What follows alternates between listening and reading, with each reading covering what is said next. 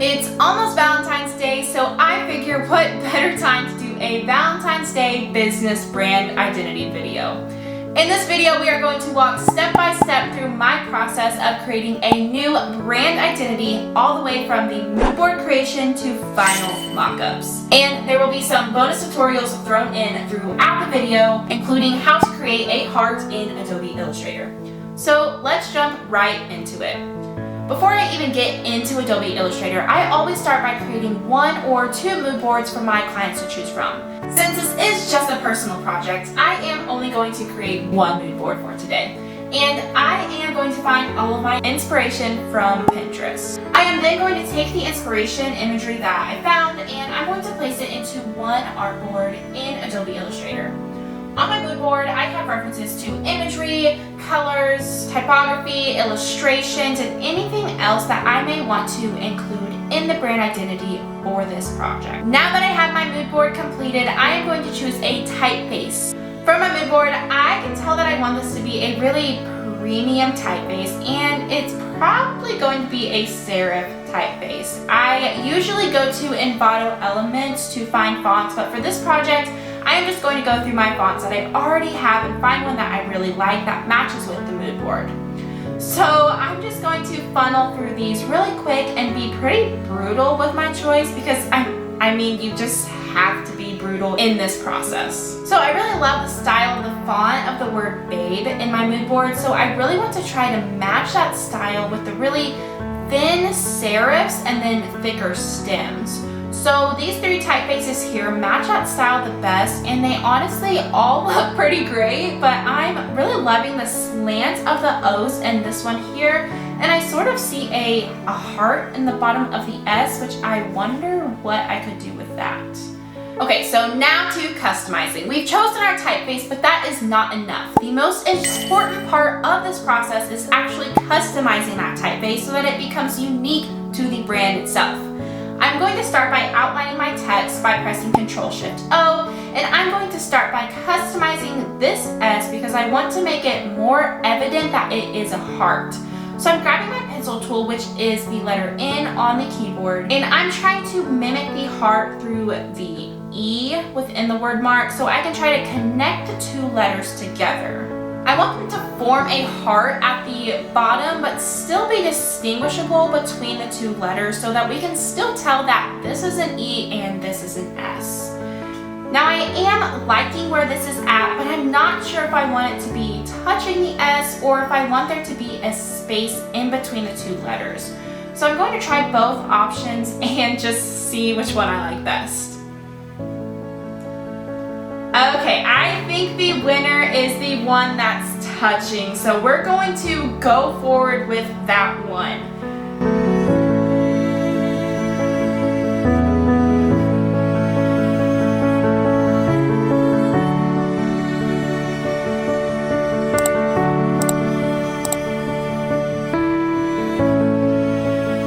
And now let's move on to creating the submark. Now I have this idea of just taking that heart that we created and turning it into the submark.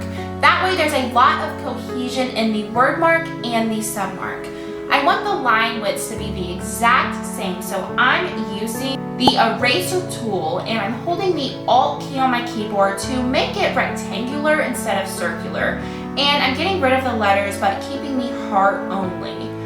I am again using the pencil tool to manipulate some of the anchor points so that the icon looks really nice. And like I said earlier, I do really like these O's for some reason. I like how they have that slant to them. They just give a really nice vibe to the overall brand, so I'm trying to use them here in the submark. And although this looks pretty cool, I don't think that it fits well with the aesthetic that I'm trying to go for with this brand identity. It sort of looks like a sci-fi type of icon, and that's not the vibe that I'm going for. It doesn't match our mood board, so I think I might just make the heart on its own and just see how that looks. Now for a little bonus tutorial. This is how to easily make a heart in Adobe Illustrator. We're first going to grab the line tool, which you can quickly get to by pressing the backslash on your keyboard. Then we're just going to make a line by holding our mouse and holding shift to create the line at a 45-degree angle. And you can make the line however long you would like at this point in the process. We're next going to make a reflect on this line, and if you can't find the reflect tool, it's because it's hidden behind your rotate tool. You can click and hold on the rotate tool in the toolbar to then see the reflect tool option to choose from. Or you can simply press O on your keyboard to open the reflect tool. Now with the line you created selected, double click on the reflect tool in the toolbar and select vertical flip, and then press copy. This will create a copy of that line that you originally created and flip it vertically across the center of that line. Now with both lines selected, increase your stroke width to something pretty large.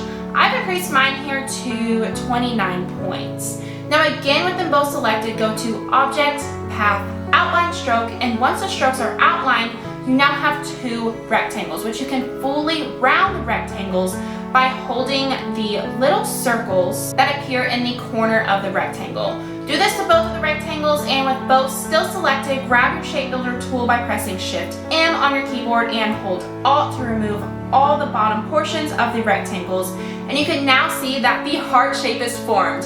You can release the Alt and drag the shape builder tool inside of the heart now to combine all pieces into one heart shape. And you've now made a heart in Adobe Illustrator. Okay, now having just the heart as a submark felt a bit too simple, and I didn't want to have that feeling in this branding, so I'm going to try to add the S back into the heart and see what it looks like with just the S added.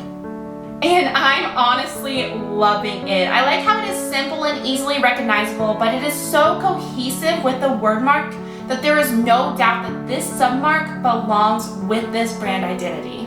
Now for my favorite part, adding color. I'm going to go with this third color palette that we created from our mood board, and I'm going to place them on the artboard going from the lightest color to the darkest.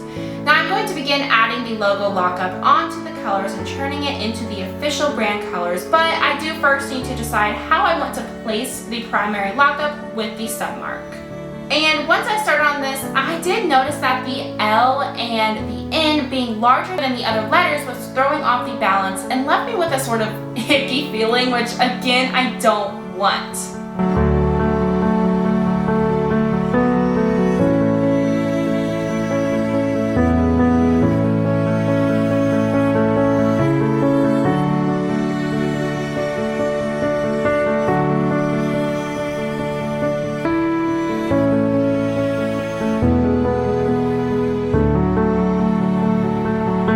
Okay, so now colors are chosen, and now it's time to create the brand pattern. Stick around because I have a second bonus tutorial coming up soon. I am loving the submark idea and the cohesion behind it, so I think I want to start the pattern out by placing the submark in here and then grabbing that heart that we created earlier and trying out some different stroke widths and alternating with a filled heart as well, and just placing these elements throughout the pattern. I also have this cool paint stroke element that I like to add in to give a sort of handmade touch to the brand, and because this business creates stationery for loved ones, I also want to add in an illustration of a note and again place one of those hearts that we made on the note. Now, as I created that pattern, you might have noticed me selecting colors from the Libraries tab to the right of my screen, which means it's time for a second bonus tutorial. How to create libraries of colors within Adobe Illustrator. Sometimes we need to quickly select a color for a brand identity, and we need to keep our colors organized. This is where libraries come into play within the Adobe Creative Cloud suite. I like to build my libraries in Adobe Illustrator, but then I can open this library in any program and quickly select my color at any time. To create this library, I am first going to select the Libraries tab within Illustrator, and then press Create New Library, and I'm going to title this as my brand's name, which in this case is Love Notes. Then after I've copied over the colors I want to add to my library, I then select them all using my selection tool, and in the swatches panel, I'm going to press the folder icon, which is New Color Group. Once I select this dialog box will pop up. You want to select Selected Artwork and then press OK. After After pressing OK, a new color group will be added in the swatches panel with the colors that you had selected, and that color group will automatically be selected. You can then press Add Selected Swatches and Color Groups to My Current Library option at the bottom of the swatches panel to add the swatches to your current library, the one you just created. Now, Illustrator will only allow you to add 5 swatches at a time, and as you can see here, I have 6 swatches. It's super easy to get around this though. Just unselect that extra swatch, press that Add Color Group to My Current Library button, and then repeat the step for any extra swatches that you need to add. So I'm going to change my selection to be only the first 5 swatches in the group, press the Add to Library button, and now I'm going to go back to my swatches and select only the red swatch, and again press Add to Library. And ta-da! It's there! Now in here you can also right click on any color and press the Get Info that shows up here, and it will show you in this one screen your CMYK, hex, and RGB colors, which is super helpful when creating brand presentations. Okay, back to the pattern. We have the elements chosen and laid out rather nicely, so let's go ahead and go to Object, Pattern, Make, and choose which tile type we want to use for the pattern.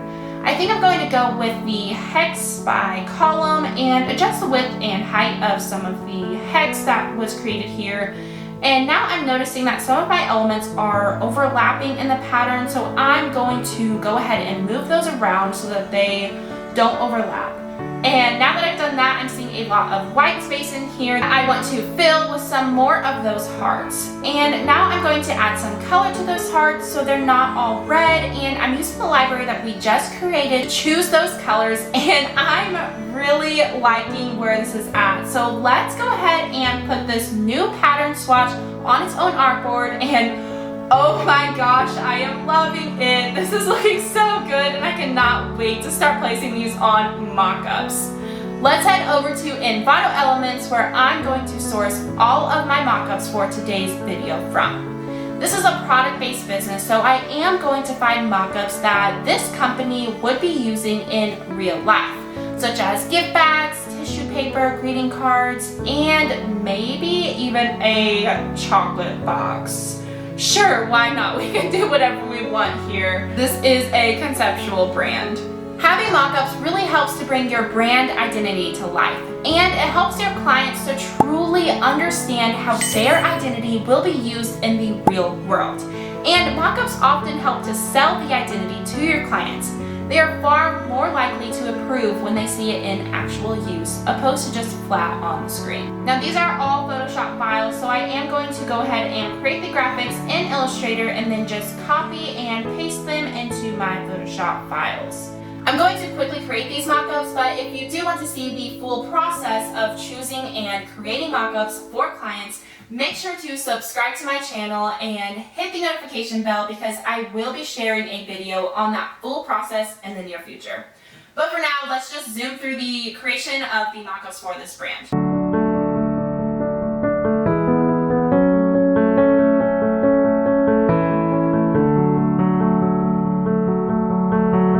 Okay, these are looking so slick. I am loving how each mockup accurately represents what this business does and how the branding developed can be used in the environment. I would love to know, do you currently make mockups for your clients? Let me know down in the comments down below. I am feeling the love with this brand identity, and I just want to give it the love that it deserves. So without further ado, let me introduce you to Love Notes.